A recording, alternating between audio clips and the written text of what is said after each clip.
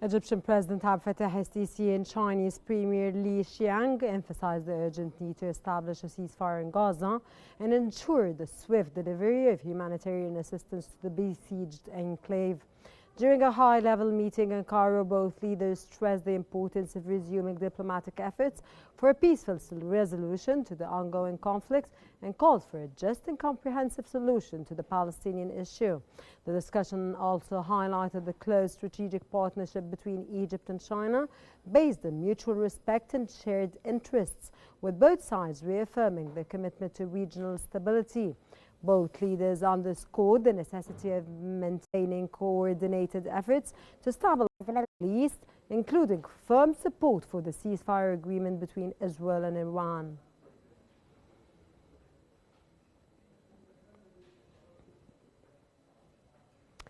Egyptian Foreign Minister Badr Abdel-Ati reaffirmed support for Palestinian unity and the right to an independent state on 1967 borders with East Jerusalem as capital.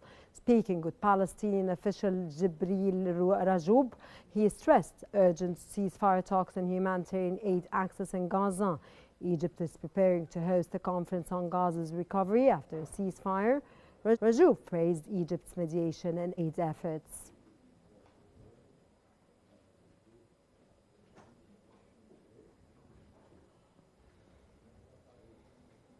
Egypt's Minister of Foreign Affairs and Immigration Badr Abdel-Ati has held phone calls with his counterparts in Qatar, Jordan, Bahrain, Algeria, Oman, Kuwait and Morocco as part of ongoing coordination and consultations. The talks emphasized strengthening bilateral relations and joint Arab action amid current regional challenges. The ministers exchanged views on development in Gaza, Egypt's efforts with Qatar and the United States to resume a ceasefire, release detainees and ensure urgent humanitarian aid access. Abdel-Ati also reviewed preparations for Egypt to host the Early Recovery and Reconstruction Conference for Gaza once a ceasefire agreement is reached in cooperation with the Palestinian government and the United Nations.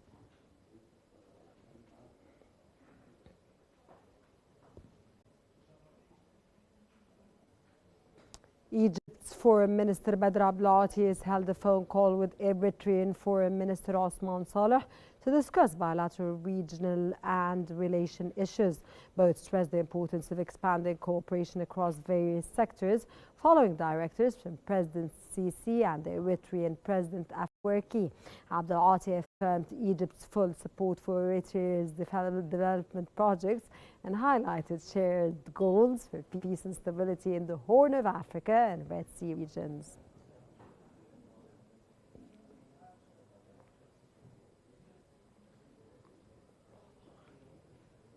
Egypt's Health Minister Khaled Abdel Ghaffar has met with World Health Organization Regional Director Hanan Balkhi on Sunday to discuss enhancing in public health and development. Talks covered joint strategies for healthcare reform, human capital development and reducing road traffic accidents. The two highlighted Egypt's progress in cancer screening, antimicrobial resistance and digital health. Balkhi praised Egypt's regional humanitarian role in efforts to localize pharmaceutical and vaccine production, affirming stronger future collaboration across the Eastern Mediterranean.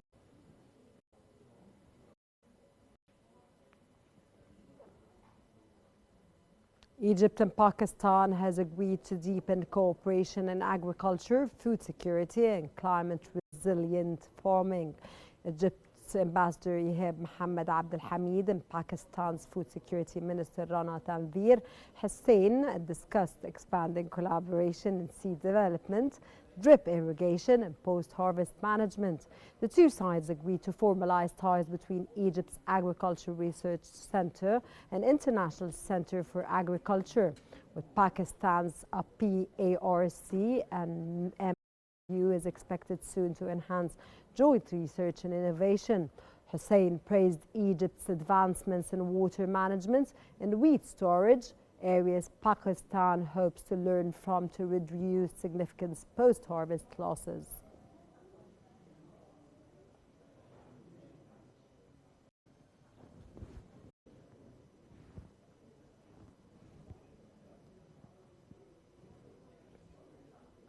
Prime Minister Mustafa Madbouli has said the North Coast has become a key part of Egyptian tourism.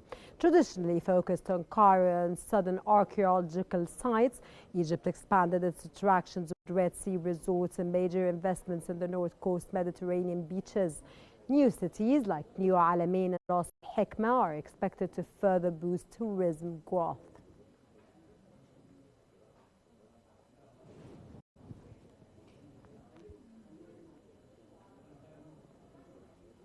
Prime Minister Mustafa Madbouli has condemned the widespread use of downtown Cairo buildings as warehouses during a cabinet meeting.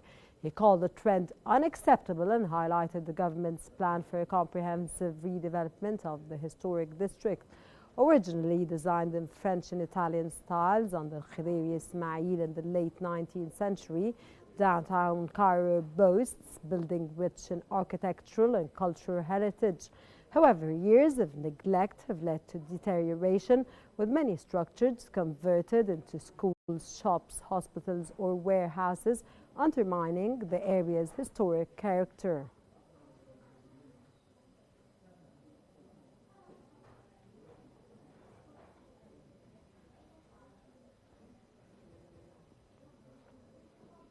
Prime Minister Mustafa Madbouli has announced that the Ministry of Housing will develop a special program to the Social Housing Fund to offer alternative housing units to tenants whose old rent contracts will expire in 7 years.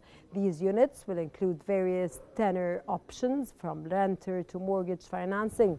Madbouli emphasized Egypt's capability to handle this transition smoothly, noting that the current law amendments will end long-standing law rent agreements requiring tenants to vacate units inherited from previous generations within 7 years, returning them to the owners.